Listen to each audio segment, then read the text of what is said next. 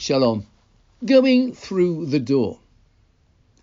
At the beginning of our parashah, a curious law is described. A Hebrew slave who has served his 6-year term is entitled to go free. If he chooses to remain in servitude, however, he must have his ear pierced. After the judge has confirmed that this is genuinely his wish, his master shall take him to the doorpost and pierce his ear with an awl, and after that he shall remain his slave forever, i.e. until the Jubilee year.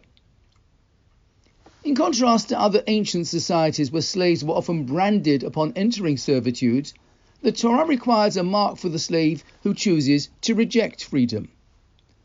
In many cultures, the expectation would be that one would always embrace freedom when it is available.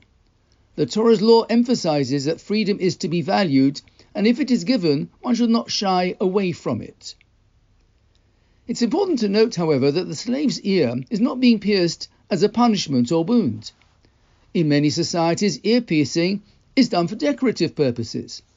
In this case, the piercing serves an educational function, symbolizing the slave's choice to remain in servitude. One can certainly understand why a person who has been a slave for 6 years might prefer the perceived security of remaining with a master, rather than face the uncertainty of an unknown future.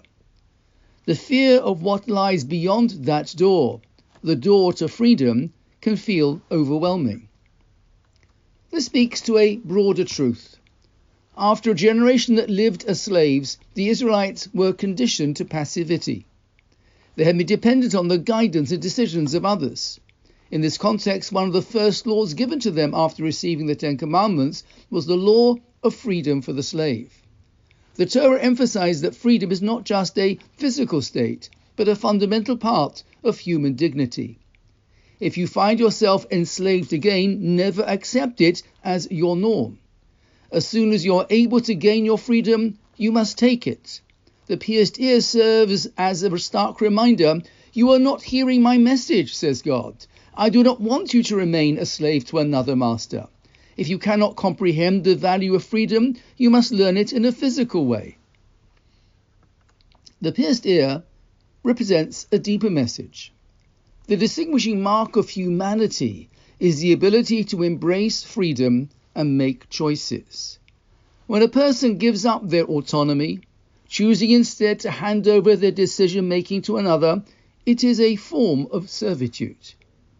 While it may feel safer to allow someone else to take charge, the price of doing so is the loss of personal agency. Growth comes from the act of deciding for oneself and accepting the consequences of those decisions.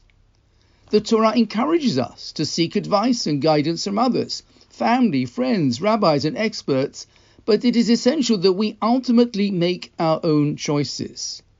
If someone else makes our decisions, we lose the opportunity to learn, to grow, and to own the consequences of our actions. True freedom is found when we confront the unknown, walk through that door, and take responsibility for what lies ahead. Shabbat Shalom.